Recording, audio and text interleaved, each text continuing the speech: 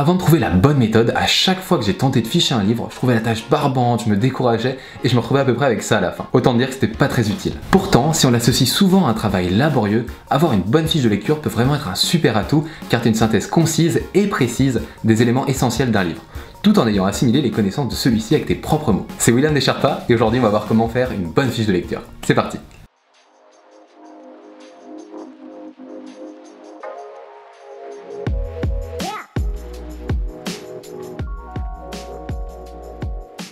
Déjà, deux petites choses avant de passer des plombes à ficher un bouquin. Assure-toi de bien comprendre sa grammaire, le vocabulaire et les concepts de base qui sont utilisés dans le livre. Puis on passe à cette phase d'inspection pour vérifier que le livre vaut le coup d'être lu et qu'il a une véritable utilité dans le cadre de tes cours et tes futurs examens, pour ne pas perdre de temps à ficher des bouquins qui n'en valent pas la peine. Pour ça, il faut parcourir rapidement l'ouvrage. Regarde le titre, l'auteur...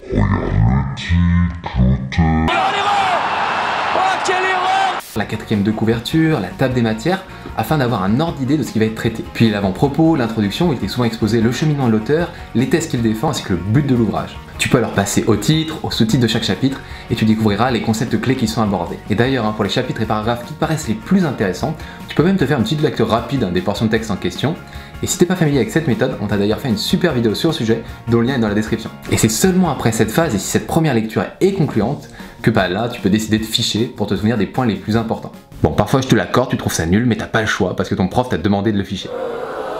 Mais t'en fais pas, on va voir tout de suite comment faire une fiche de lecture efficacement. Pour commencer, il faut te munir d'une grande copie double ou d'une grande fiche Bristol. Là j'ai que des petites malheureusement. Ou tu peux ouvrir un nouveau document Word sur ton ordinateur si tu préfères ficher sur ordinateur. Concernant le nombre de pages que tu vas consacrer à ce fichage, une bonne fiche, ça tient sur une grande feuille Bristol recto verso écrit petit ou sur une copie double classique. Grosso modo, c'est environ 4 pages, pas plus. Évidemment, parfois le livre est très long, très riche et tu peux aller au-delà d'un format aussi réduit. Mais d'expérience, c'est vraiment que les fiches soient synthétiques qui va faire que cette méthode est efficace parce que c'est beaucoup plus rapide à réviser. Pour un livre très intéressant, très riche en références, tu peux le ficher entre 5 et 10% sur Word, soit environ 10 à 20 pages de fiches pour un livre de 200 pages. Ça te prendra beaucoup de temps, mais ça vaut parfois le coup quand tu sais que tu réutiliseras énormément une œuvre durant tes épreuves. Ensuite, tu sors ton livre et tu te notes sur ta fiche le type de livre, son titre, l'auteur et le genre. Pour savoir le type de livre auquel tu as affaire, c'est tout con, tu regardes ses propriétés superficielles, comme la langue qu'il utilise ou simplement son titre. Concernant le genre de l'œuvre, pas besoin d'en faire 3 pages.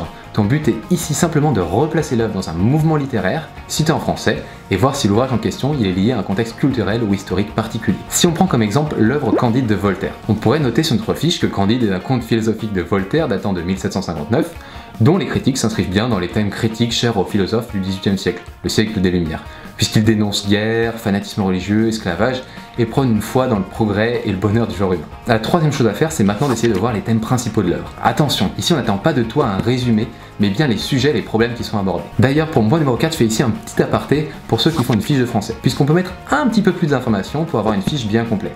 Je te conseille ainsi de mettre dans ta fiche les personnages principaux en soulignant leur rôle et leurs caractéristiques et en montrant ce qu'ils apportent au récit. Ça sera vraiment un super avantage. Rappelle aussi le décor, l'atmosphère générale de l'œuvre, ses éventuels changements et ce qu'elle symbolise. Enfin, essaye de qualifier le style de l'auteur. Quel est son niveau de langage? Utilise-t-il des phrases plutôt courtes, longues? Et à quel procédé littéraire il recourt? Bon, maintenant que cet aparté est fait, la suite concerne n'importe quel type de fiche de lecture. Il te faut maintenant déterminer le but de l'auteur à travers son ouvrage. Note donc sur ta fiche quel message l'auteur a-t-il cherché à faire passer. Est-ce que c'est une critique, une apologie de certaines personnes, d'un milieu particulier? Ou est-ce qu'il y a un message critique, moral, philosophique dans cette œuvre? Par exemple, si on reprend encore notre cher Candide, Voltaire, tu vois, il a ici une philosophie du bonheur, qui est fondée sur une vie simple, en communauté, et le travail manuel. Donc point numéro 6, maintenant que tu as les thèmes et le but de l'auteur, c'est de rentrer dans le dur.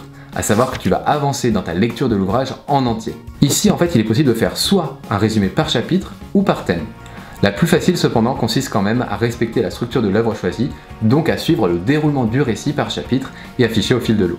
D'ailleurs, si des moments valent le coup d'être marqués, tu peux toujours corner la page afin de la retrouver facilement. Ceci dit, je vois déjà le poil de certaines personnes se hérisser à l'idée de corner la page d'un bouquin. Alors tu peux aussi plus respectueusement mettre un petit post-it. Et n'hésite pas aussi à souligner ou stabiloter les passages vraiment essentiels. Ton objectif pendant cette lecture, ça consiste à relever et ficher le fil directeur du livre aussi fidèlement que possible. Mais attention, dans un essai ou des livres techniques, le livre traduit la pensée de l'auteur. Même si tu peux adhérer totalement ou partiellement à la pensée énoncée, tu dois vraiment essayer de garder une distance critique avec le texte pour te construire ta propre opinion. Ok, maintenant que tu as fiché chapitre par chapitre, c'est le moment du bilan, du fameux compte rendu. Tu dois revenir finalement à toutes les pages que tu as pu marquer et ficher pour ensuite inscrire à la fin de ta fiche la subscientifique moelle des idées que tu as énoncées. Le bilan quoi. Et surtout essaye de faire le lien entre cette lecture et ton programme. Ton prof ne te l'a pas donné à étudier pour rien, il y a forcément un but d'approfondir une notion du programme. Par exemple, Candide pourrait être étudié dans le cadre d'une séquence sur l'ironie. Bref, t'as compris, essaye vraiment de voir le lien avec ton cours et de voir en quoi ça va t'aider pour ton prochain DS ou tes prochaines épreuves. Si ça peut t'aider d'ailleurs, tu peux retrouver cette fiche de lecture d'exemple sur Candide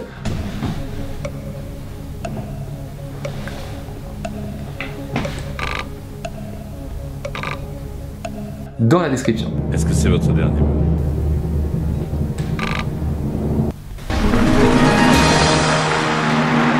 Ça te fera un exemple sur lequel t'appuyer pour faire tes propres fiches. Voilà, on a fait le tour d'une bonne fiche de lecture. Si la vidéo t'a plu, lâche un j'aime, abonne-toi et active la cloche pour être tenu au courant de la sortie des prochaines vidéos. Et si tu veux voir le résumé écrit de cette méthode, direction le blog. Ah oui, tu y trouveras aussi plein d'autres conseils de méthode, de motivation et d'orientation pour t'aider dans tes études. Allez, bye bye.